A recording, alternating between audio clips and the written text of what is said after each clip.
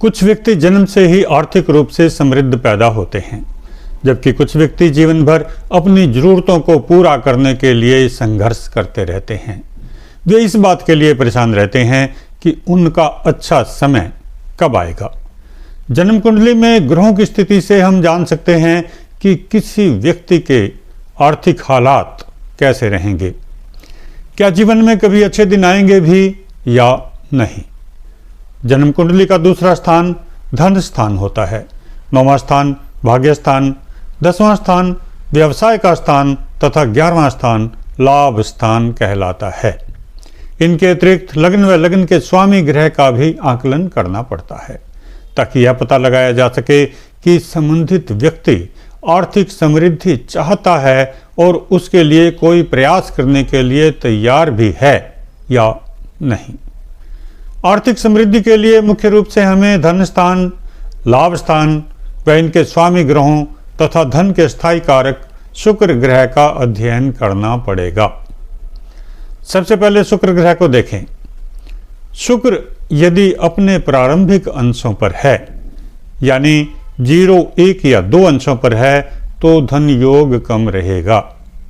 संभावना बनती है कि ऐसा व्यक्ति अपने जीवन में धनी होता है, यानी उसे बाद के जीवन में अधिक धन नहीं मिलता, थोड़ा थोड़ा ही मिलता रहता है। यदि शुक्र अपने अंतिम अंशों पर है, यानी 28, 29 या 30 अंशों के आसपास है, तो उसे जीवन के उत्तरार्ध में ही धन मिलता है। अपने प्रारंभिक जीवन में उसे काफी संघर्ष करना पड़ता है। इसके अतिरिक्त यदि शुक्र नीच राशि में है, यानी कन्या राशि में है, तो ऐसे व्यक्ति को आर्थिक मामलों में धोखे का शिकार होना पड़ता है। उसे बिना किसी ठोस कारण के धन की हानि होती है। अपने मित्रों, नजदीकी पारिवारिक जनों, पार्टनर या पत्नी आदि के माध्यम से धन की हानि होती है। शुक्र यदि पाप कर्तरी योग में है तो भी धन की हानि होती रहती है। उधार दिया गया धन उसे वापस नहीं मिलता, इसलिए ऐसे कामों में सावधानी की आवश्यकता होती है।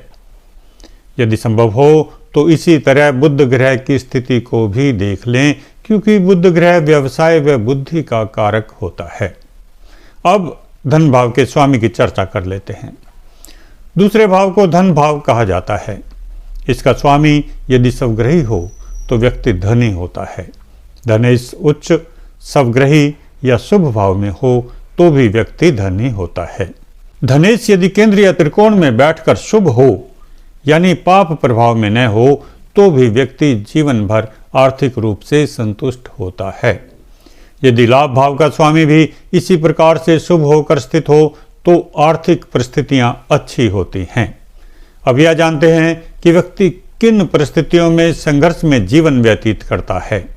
धनेश यदि अपनी नीच राशि अशुभ भाव यानी 6, 8वें या 12वें भाव में हो, अपने प्रारंभिक या अंतिम अंशों पर हो या पाप कर्तरी योग में हो, तो व्यक्ति को धन के लिए हमेशा संघर्ष करना पड़ता है। लाभ भाव की भी इसी प्रकार विवेचना करें। यदि यही स्थिति हो तो भी व्यक्ति का जीवन आर्थिक रूप से संकटपूर्ण रहता है। जन्मपत्री में ग्रहों का विश्लेषण करने के बाद यदि आपको लगता है कि धन योग अच्छा है, तो यह जानने का प्रयास करें कि अच्छा समय कब आएगा। इसके लिए विंशोत्तरी महादशा व अंतरदशा को देखें। जब भी लग्नेश, धनेश, लाभेश, पंचमेश, नवमेश, दशमेश या शुक्र ग्रह की महादशा व अंतरदशा आ रही हो, तो आर्थिक स्थिति में सुधार होगा। यह सुधार कितना होगा, यह कैसे जानें? महादशा व अंतरदशा के स्वामी ग्रह यदि शुभ भावों में हैं और आपस में युति कर रहे हैं, 3, 11 की स्थिति में हैं, 4, 10, 9 पंचम या सम सप्तक यानी आमने सामने हैं, तो धन योग पर्याप्त होगा। परंतु यदि आपस में आगे पीछे या षडाष्टक हैं तो धन मुश्किल से आएगा।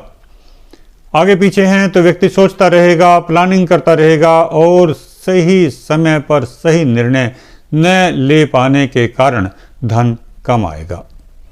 एक दूसरे से 6, 8वें हैं तो धन रुक रुक कर आएगा। इस तरह सारी विवेचना करने के बाद ही आप इस निर्णय पर पहुंच सकते हैं कि व्यक्ति कब खरबपति, अरबपति, करोड़पति या लखपति बनेगा और कब उसे जीवन यापन के लिए धन के लाले पड़े रहेंगे।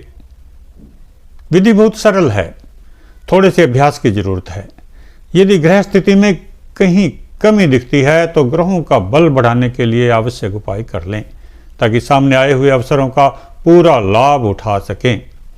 किसी और जानकारी की आवश्यकता हो तो कमेंट्स में सूचित करें।